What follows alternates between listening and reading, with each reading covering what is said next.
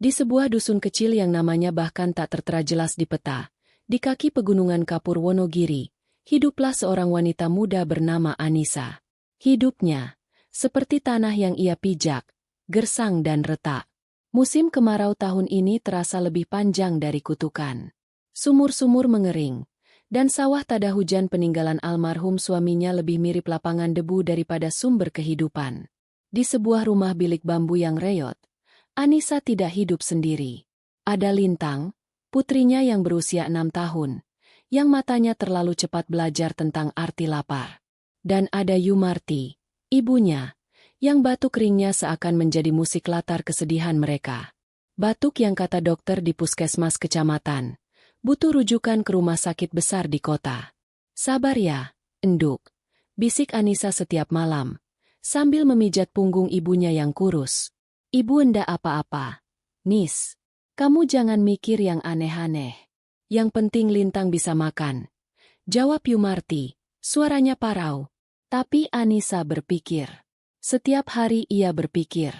Utang di warung Pak Haji sudah menumpuk setinggi kesabarannya. Uang untuk rujukan ibunya terasa sejauh bintang di langit. Bekerja sebagai buruh tani di sawah orang lain hanya memberinya upah untuk bertahan hidup hari itu. Tidak pernah cukup untuk menabung. Suatu sore, Pak Darman, sponsor pejitki yang terkenal di desa seberang, datang ke rumahnya. Ia datang membawa janji. Suara Pak Darman meyakinkan. Anissa, kamu itu masih muda, kuat. Mau sampai kapan hidup begini terus? Lihat, Sarmini anak Pak Lurah. Baru setahun di Hong Kong sudah bisa bangun rumah. Ibunya bisa berobat. Kamu ndak mau seperti itu. Hong Kong. Nama itu terdengar seperti mantra. Asing, jauh, tapi berkilauan. Pak Darman menyodorkan brosur bergambar gedung-gedung tinggi dan para asisten rumah tangga yang tersenyum. Suara Anissa bergetar namun tegas. Saya mau, Pak. Berapa biayanya? Saya tidak punya uang. Suara Pak Darman tertawa ringan. Tenang. Semua diurus. Potong gaji. Kamu cuma modal nekat dan tenaga. Teken di sini. 3 tahun saja. Nis. 3 tahun yang akan mengubah nasibmu selamanya. Malam itu, Anissa memandangi Lintang yang tertidur pulas. Ia membelai rambut putrinya. 3 tahun. 1095 hari. Ia membulatkan tekad. Untuk batuk ibunya yang harus sembuh. Dan untuk masa depan Lintang yang tak boleh segersang tanah tempat ia dilahirkan. 2 bulan berlalu dalam sekejap. Setelah pelatihan singkat di balai latihan kerja di kota, hari keberangkatan itu tiba. Terminal bus antar kota menjadi saksi bisu. Udara pagi itu terasa berat. Syarat dengan embun dan air mata yang ditahan. Anissa menggenggam 2 tangan sekaligus. Tangan keriput ibunya yang dingin, dan tangan mungil Lintang yang hangat. Suara Yumarti menahan isak. Enduk, jaga diri baik-baik di negeri orang. Jangan lupakan sholat. Kabari ibu kalau sudah sampai. Ibu pasti akan sembuh. Suara Anissa serak.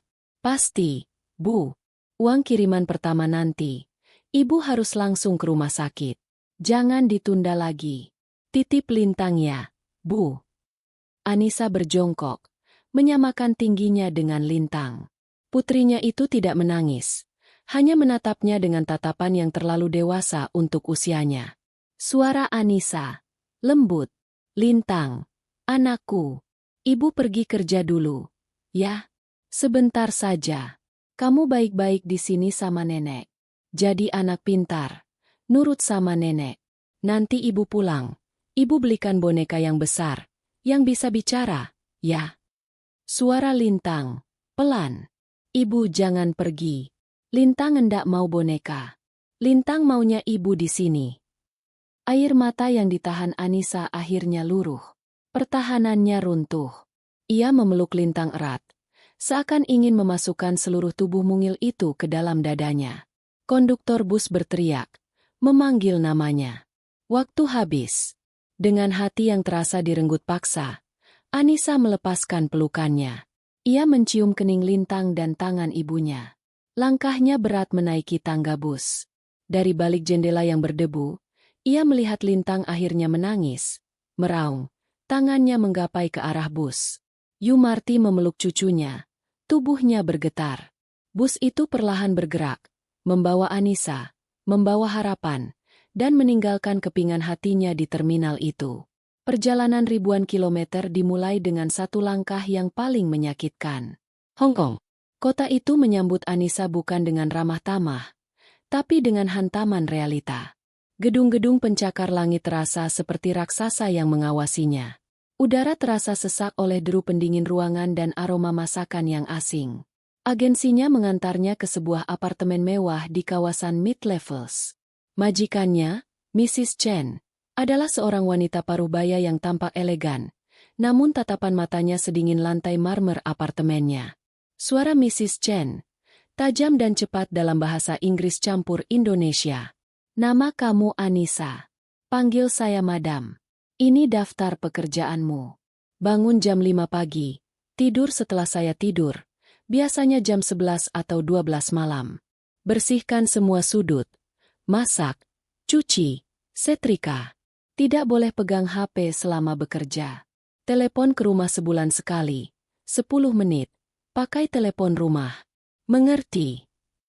Anissa, yang bahasa Kanton dan Inggrisnya masih terbata-bata, hanya bisa mengangguk ketakutan. Bulan pertama adalah neraka adaptasi. Tangannya melepuh karena cairan pembersih yang keras.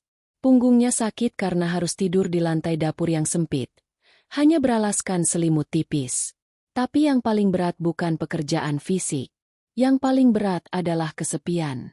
Rindu pada Lintang dan ibunya terasa seperti penyakit yang menggerogoti jiwanya setiap malam. Di apartemen itu, selain Madam Chen dan suaminya yang jarang di rumah, ada satu orang lagi. Popo, ibu dari Emer Chen. Seorang nenek berusia 80-an tahun yang menghabiskan harinya di kursi roda, menatap kosong ke arah pelabuhan Victoria. Popo jarang bicara, seakan dunianya sudah lama terhenti. Madam Chen memperlakukan Popo seperti perabot. Urus dia. Suapi dia. Mandikan dia. Jangan sampai dia merepotkanku. Anissa, di tengah kelelahannya, justru merasa iba. Pekerjaan Anissa bertambah, merawat Popo. Dan disinilah, di antara tugas menyuapi bubur dan mengganti popok, Anissa menemukan sebuah celah kemanusiaan. Awalnya Popo dingin. Ia menolak disuapi, kadang menepis tangan Anissa. Tapi Anissa sabar. Ia tidak memperlakukan Popo seperti tugas, tapi seperti ia merawat ibunya. Suatu sore, saat memijat kaki Popo yang bengkak, Anissa mulai bersenandung. Lagu yang sering ia nyanyikan untuk Lintang. Lagu Lir Ilir. Suara Anissa bersenandung lembut. Lir ilir tandure wis sumilir. Tak ijo royo-royo, tak sengguh temanten anyar. Mata Popo yang tadinya kosong, tiba-tiba bergerak. Ia menatap Anissa. Anissa tersenyum, melanjutkan nyanyiannya. Ia bercerita dalam bahasa Indonesia yang campur aduk. Tak peduli Popo mengerti atau tidak. Suara Anissa lembut. Itu lagu dari desa saya, Popo. Artinya, kita harus bangun. Seperti tanaman yang mulai hijau. Kita harus semangat. Sejak hari itu, sebuah ikatan bisu terjalin. Popo menjadi lebih tenang jika Anissa di dekatnya. Ia mau makan jika disuapi Anissa. Dan suatu hari, saat Anissa sedang menyisir rambut putih Popo, tangan keriput itu terangkat, menyentuh pipi Anissa. Sebuah usapan yang terasa seperti ribuan kata. Madam Chen melihat kedekatan itu. Dan anehnya, ia tidak suka. Suara Mrs. Chen, sinis. Bagus ya. Sekarang kamu lebih banyak main-main sama orang tua itu daripada kerja. Kamu dibayar untuk jadi pembantu, bukan jadi cucu kesayangannya. Anissa hanya menunduk, tapi dalam hatinya, ia tahu. Di neraka apartemen lantai 30 ini, ia telah menemukan satu-satunya sekutu. Tahun pertama hampir berakhir. Kiriman uang Anissa mulai melunasi utang-utangnya. Kabar dari rumah, ibunya sudah mulai berobat rutin. Lintang sudah masuk TK. Anissa mulai berani bermimpi. Tapi mimpi itu dipaksa berhenti. Suatu Selasa pagi, Madam Chen berteriak histeris dari kamar tidurnya. Suara Mrs. Chen melengking. Gelangku, gelang berlianku hilang. Gelang pemberian ibuku. Pasti kamu yang ambil. Anissa, yang sedang mengepel lantai, terkejut. Ia berlari ke kamar. Suara Anissa. Panik. Tidak, Madam. Saya tidak lihat. Saya tidak ambil. Sumpah, Madam. Suara Mrs. Chen, penuh amarah. Bohong. Siapa lagi di rumah ini? Hanya ada kamu. Orang miskin sepertimu, pasti gampang gelap mata. Mengaku. Madam Chen menarik paksa Anissa ke kamarnya yang sempit. Ia mengobrak-abrik lemari kecil Anissa. Foto lintang terlempar ke lantai. Tasbih pemberian ibunya terinjak. Dan kemudian, suara Mrs. Chen, penuh kemenangan palsu. Ini apa? Dasar maling. Di dalam tumpukan baju lusuh Anissa, Madam Chen mengangkat sebuah gelang berlian yang berkilauan. Mata Anissa terbelalak. Suara Anissa menangis histeris. Bukan. Itu bukan punya saya. Saya tidak tahu. Madam yang taruh di situ. Saya dijebak. Tolong, Madam. Saya tidak mencuri. Madam Chen menamparnya. Keras. Diam kamu. Saya akan telepon polisi. Saya akan buat kamu membusuk di penjara. Anissa terduduk lemas. Ia tahu. Ia melihatnya dengan jelas. Ia ingat gelang itu. Itu gelang yang dipakai Madam Chen tadi malam saat pergi ke pesta. Gelang yang sama yang ia lihat Madam selipkan di saku bajunya sendiri sebelum mulai menggeledah. Anissa dijebak. Dijebak dengan keji. Saat polisi datang, Anissa hanya bisa menangis. Dari sudut matanya, ia melihat Popo di kursi rodanya di ambang pintu kamar. Popo tidak berkata apa-apa, tapi matanya menatap tajam, tidak lagi kosong. Ia menatap lurus ke arah menantunya, Madam Chen. Anissa tidak dibawa ke penjara. Ia dibawa oleh agennya ke sebuah penampungan. Tempat itu lebih buruk dari penjara. Puluhan wanita dengan nasib serupa tidur berdesakan di ruangan sempit, menunggu deportasi atau penyelesaian kasus. Paspornya ditahan. Ia terputus dari dunia luar. Hari-hari berlalu seperti siksaan. Ia tidak bisa menelepon ke rumah. Ia tidak tahu bagaimana nasib ibunya jika kiriman uang berhenti. Bagaimana jika Lintang tahu ibunya dituduh mencuri? Sementara itu, di apartemen mewah Chen, suasana berubah. Popo mogok. Ia menolak makan. Ia menolak disentuh oleh perawat baru yang didatangkan Madam Chen. Ia hanya duduk, diam, dan menatap tajam ke satu titik. Laci di meja rias Madam Chen. Suara Emer Chen, suami, cemas.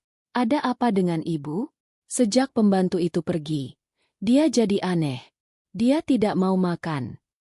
Suara Mrs. Chen, ketus. Sudahlah, orang tua biasa. Nanti juga lapar sendiri. Lebih baik urus asuransi gelangku yang hilang itu. Tapi Popo tidak menyerah. Suatu malam, ketika Tuan dan Nyonya Chen sedang pergi makan malam, Popo, dengan sisa tenaga yang ia punya, menggerakkan kursi rodanya. Ia mendekati meja rias. Ia tahu, menantunya itu ceroboh. Ia tahu di mana menantunya menyimpan segalanya.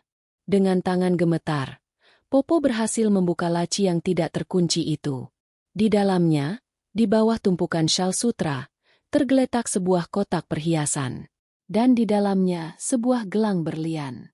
Gelang yang identik dengan yang ditemukan di kamar Anissa. Popo tersenyum getir. Ia ingat hari itu. Ia tidak tidur. Ia melihat dengan mata kepalanya sendiri. Ia melihat Madam Chen masuk ke kamar Anissa sambil menyembunyikan sesuatu. Lalu ia melihat Madam Chen keluar, dan beberapa saat kemudian, ia mendengar teriakan tuduhan itu. Popo mengambil gelang itu. Ia menggenggamnya erat. Kabar tentang Anissa sampai ke telinga kawan-kawannya sesama TKI di Victoria Park. Melalui jaringan komunitas dan bantuan sebuah LSM lokal yang membela hak-hak pekerja migran, seorang pengacara pro bono bernama David ditugaskan. David berhasil menemui Anissa di penampungan. Ia mendengarkan cerita Anissa.